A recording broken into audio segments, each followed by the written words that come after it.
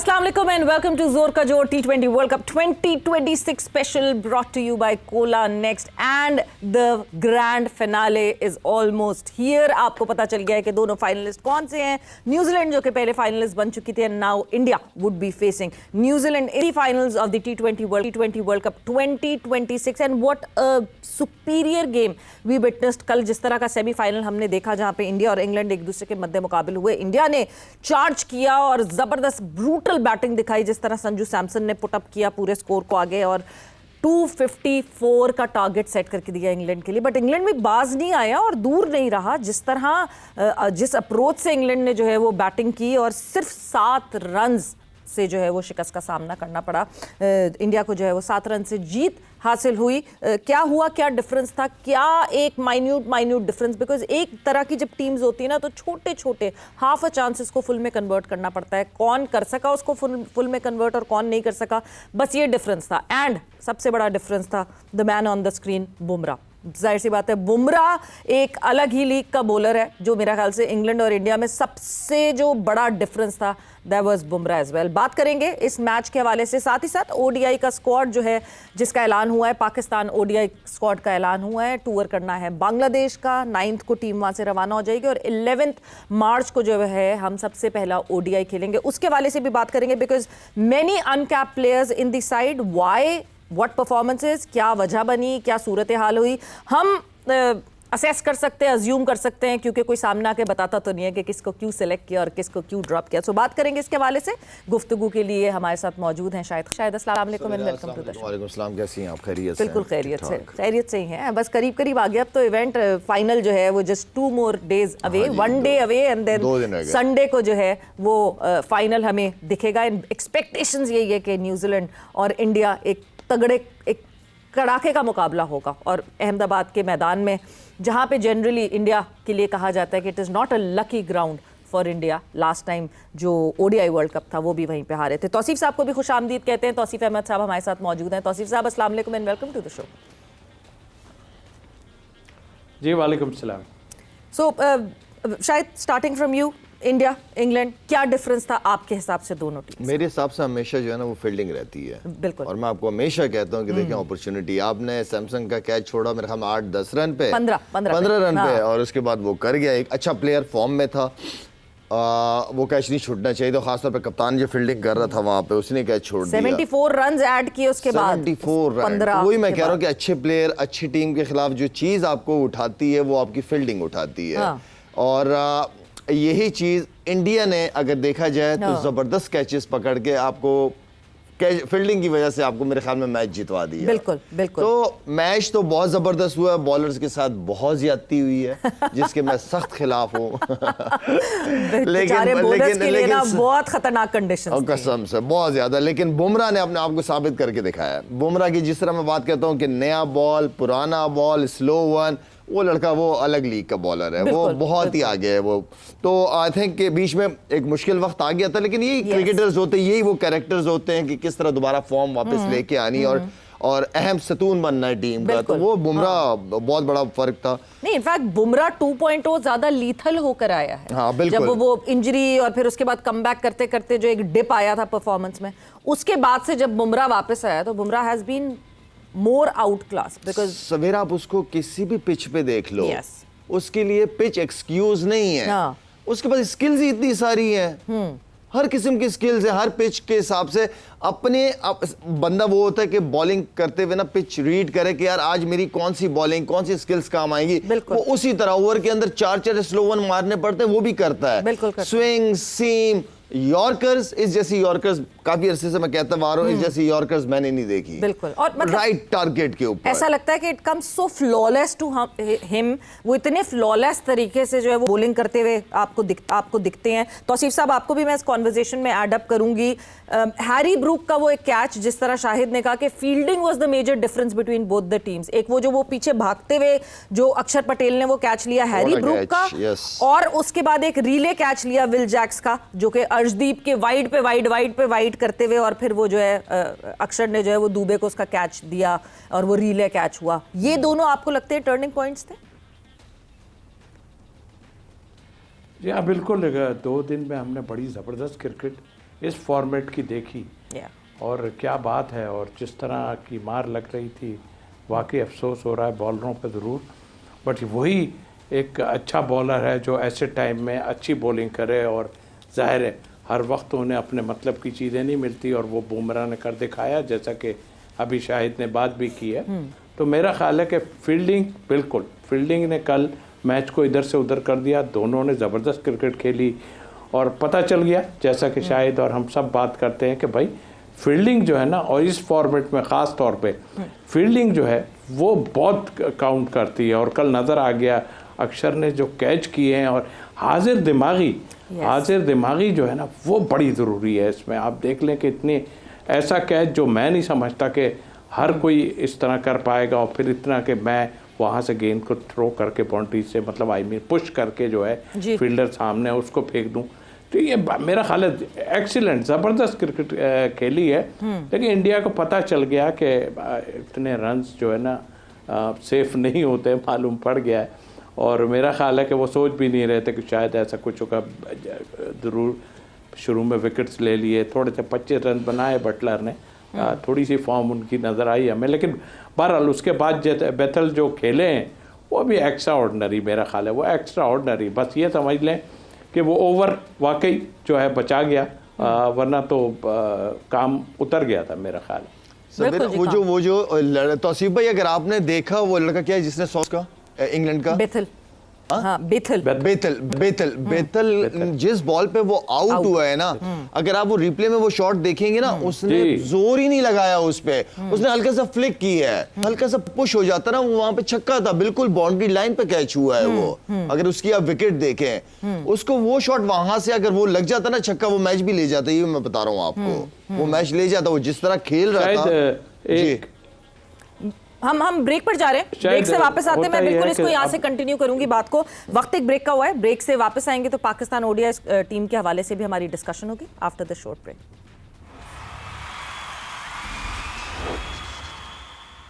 And welcome back to Zor Ka Zor T20 world cup 2026 special brought to you by Cola Next. बात हमारी हुई जो कल ज़बरदस्त एक सेमीफाइनल खेला गया T20 वर्ल्ड कप में, जहां पे इंग्लैंड और इंडिया एक दूसरे के मद्दे मुकाबिल थे, एंड इवेंचुअली इंडिया ने 7 रन से जीत हासिल की। The final is on Sunday, जहां पे न्यूजीलैंड और इंडिया एक दूसरे के मद्दे मुकाबिल होंगे, और अहमदाबाद में ये मैच खेला जाएगा। But now we'll be focusing on the squad, जो ओडीआई स्क्वाड का ऐलान हुआ पाकिस्तान का, which will be touring Bangladesh, और बांग्लादेश में जो है वो 9th को टूर करेंगी, 11th को पहला ओडीआई खेला जाएगा, फिर 13th को दूसरा ओडीआई खेला जाएगा, एंड 15th को they will be done with the 3rd ODI.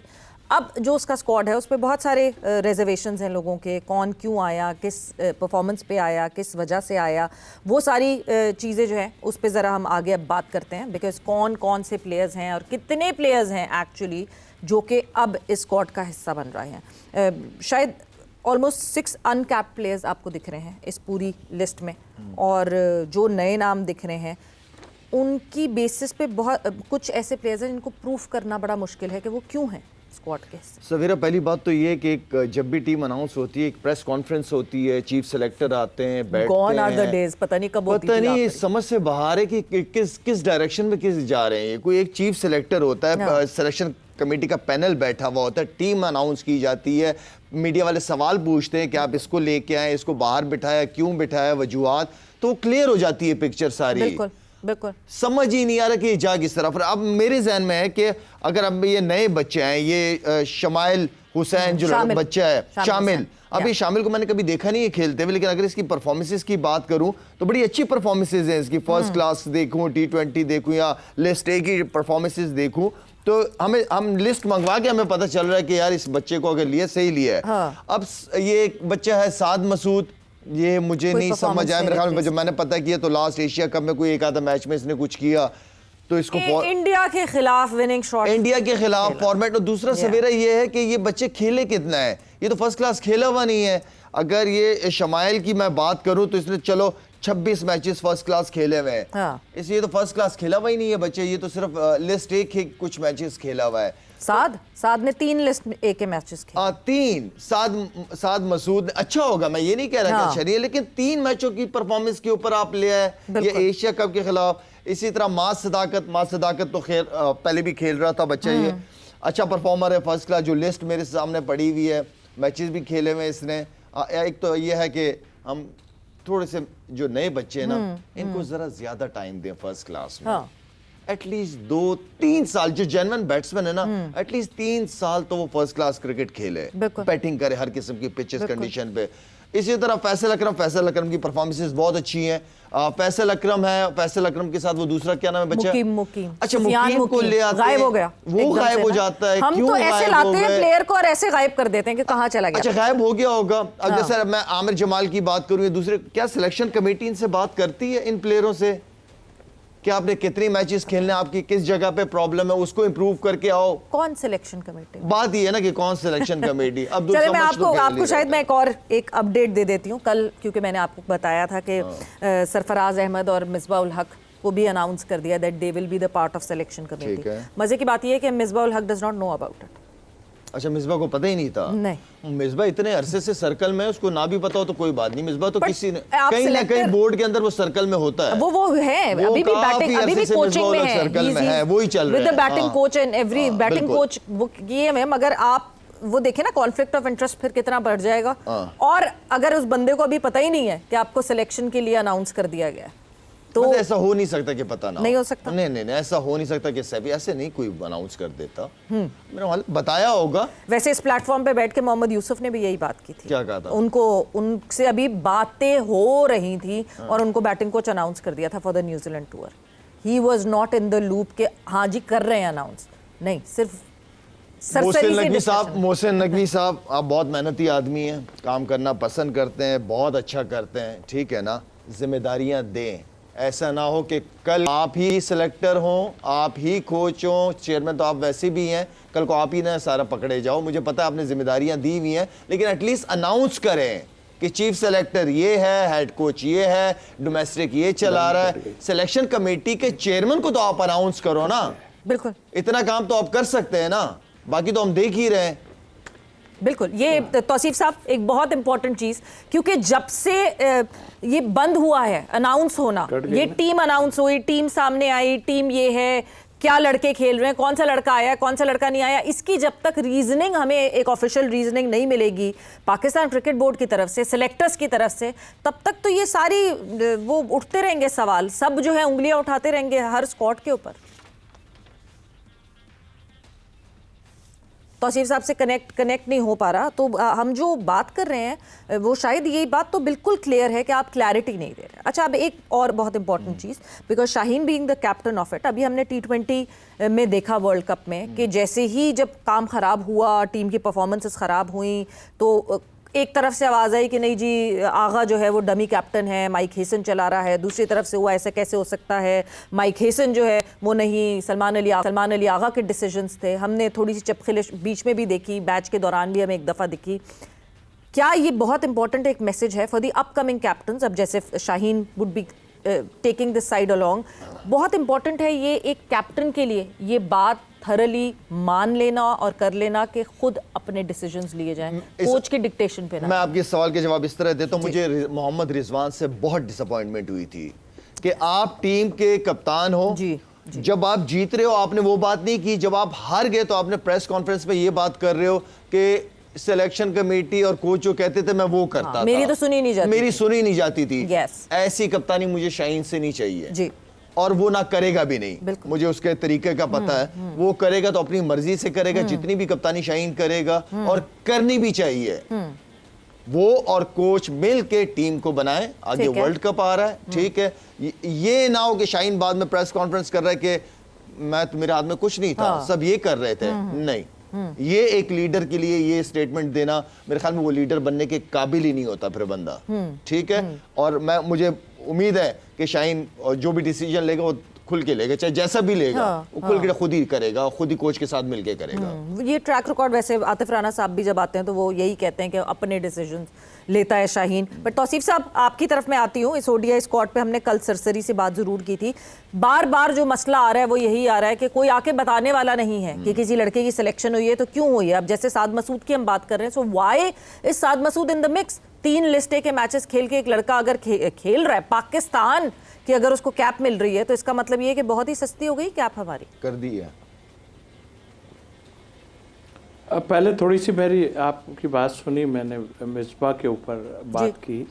देखिए मिसबा इस वक्त ऑल इन ऑल हैं और डोमेस्टिक को पूरा देख रहे हैं। और अभी आप अगर नियाज़ी इस वक्त छाए हुए हैं, ऑनेस्टली मेरा उनसे कोई वो नहीं है। नियाज़ी साहब जो देख रहे हैं सारा NCA को, पूरी डोमेस्टिक को। आप ज़रा फैसलाबाद की टीम वो ऑफिशियल उठा के देख लिए, 6-5 जी खुर्रम नियाज़ी, तो उसमें 5-6 जो हैं वो न्याजी हैं सारे। मैं ये नहीं कहता कि न्याजी नाम कोई ऐसा है, लेकिन जो मैं डोमेस्टिक का मुझे हालात नज़र आ रहे हैं वो बहुत ही ख़राब हालात हैं। और आपने बिल्कुल ठीक कहा, कोई बताने वाला नहीं है इनको कैसे गाजी गौरी क्यों आया, किस वजह से आया, और भी कई चीज़ें। इसके लिए मैं तो समझता हूँ कि अगर कोई हिम्मत पकड़े तो हम बैठते हैं एक जगह और वो आन के हमारे सामने बैठे हैं और इस पर हम डिस्कस करते हैं कि ये क्या है। लेकिन नहीं, मुश्किल होगा। वो तब अपने अपने पल्लू झाड़ रहे हैं ना सबके, भाई नहीं हमने नहीं किया, हमने नहीं किया। किसने किया, कौन है, कह दें, बता दें कि किसने किया है। तो जिसने किया है, या खामोशी ज़रूरी है, इसलिए कि पावर, देखिए पावर आती है ना जब, तो अल्लाह से भी डरना चाहिए। कोई हो, XYZ कोई भी हो, अल्लाह से डरे कि पावर मेरे पास है, मैं ऑनेस्टी करूं। लेकिन बहुत मुश्किल होता है ये काम। तो आप समझ लें कि फिर बहुत, आई थिंक मेरा ख्याल है ये जो टीम अनाउंस हुई है, ये जो हमारे जितने फ्रेंचाइज हैं जी उनकी बहुत ज़्यादा जो थी वो प्रेशर था, जिसकी वजह से ये गाजी गौरी को भी लिया और फिर ये साद लड़का जो है वो साद मसूद उसको भी लिया। वरना आपके पीछे कोई चीज़ नज़र आनी चाहिए कि पीछे है क्या आपके जी। आपके पीछे कुछ नहीं है, ये सारा वही चल रहा है। जिसको मौका मिल रहा है वो अपना अपना प्लेयर खिला देता है। जिसको मौका मिल रहा है शायद अपना अपना प्लेयर, मेरे 2 तुम्हारे 2 3 उसके रख लो, 4 उसके बन रही है, ये लग रहा है इसको देख के। हाँ, अपने खिला रहे हो, हाँ। खिलाओ। सिर्फ अपने आप से एक सवाल पूछो कि क्या मैं इंसाफ कर रहा हूँ, क्या इस बच्चे का हक बनता है या उस बच्चे का हक बनता है। अभी जो आप कीपर लेके आए हो, क्या नाम है, गाजी बच्चा है, ठीक है ना। हाँ। इसके बारे में मैंने कल वैसे, क्योंकि मैं चाह रहा हूँ कि पता करूँ, तो कल मैंने पूछा, तो कल जो इसके साथ खेले हुए बच्चे हैं इसके साथ, वो मुझे कहीं मिल गए, ठीक है। मैं ट्रेनिंग कर रहा था, वहां आ गए मेरे पास।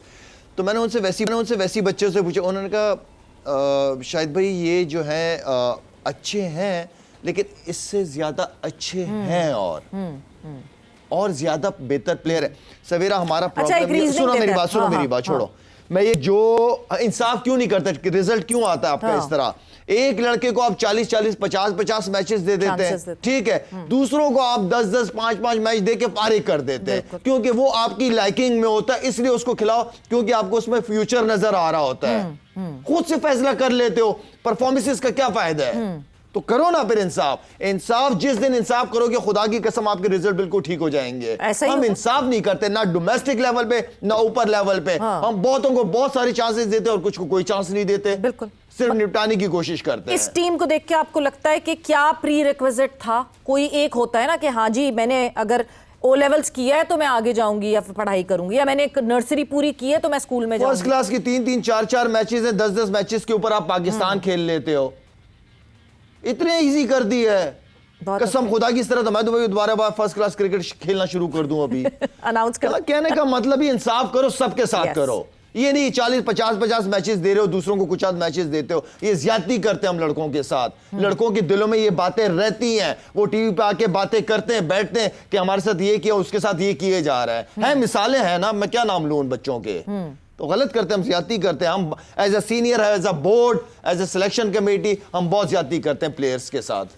बिल्कुल। और वो ज्यादती फिर वही है जिस तरह हम बात करते हैं कि पाकिस्तान सिस्टम में जो क्लोजनेस होती है, फिर बोर्ड हम हमेशा कहते हैं should be a father figure for all the players. और जब बाप ही अगर अपनी औलाद में जो है वो तफरीक करने लगे और अपनी औलाद में जो है वो बायसनेस ले आए, तो फिर जाहिर सी बात है बेटे भी जो है वो बदजन हो जाते हैं। और हमने बहुत सारे प्लेयर्स इसीलिए उड़ते इधर उधर दूसरे मुल्कों में जाते हुए देखे, बिकॉज उनको कोई उम्मीद नहीं दिख रही थी, वो शायद किसी के फेवरेट नहीं थे। तो ये तो मसाइल हैं, इन मसलों को सबसे पहले सॉल्व करना पड़ेगा। बट विद दैट, इस स्क्वाड पे हम आगे भी आने वाले दिनों में बात जरूर करेंगे, बिकॉज एक पॉइंट ऑफ व्यू जो कि मैं फॉरवर्ड पुट अप करना चाहूंगी, मगर अब हम वो कल उसके बारे में बात करेंगे कि शायद आपको सीनियर्स इस टीम में इसलिए नहीं दिख रहे कि ठीक है बांग्लादेश का टूर है, सीनियर्स अभी अभी खेल कर आए हैं, थके हुए हैं, वर्ल्ड कप खेला है और फिर अब PSL खेलना है, तो बीच में ये जो 3 हैं इसमें यंग लड़के चले जाएं। This could be one point of view to look at it, but वक्त जो है अभी खत्म हो गया जोर का जोर का। तौसीफ साहब बहुत बहुत शुक्रिया फॉर ज्वाइनिंग इन, शायद बहुत बहुत शुक्रिया।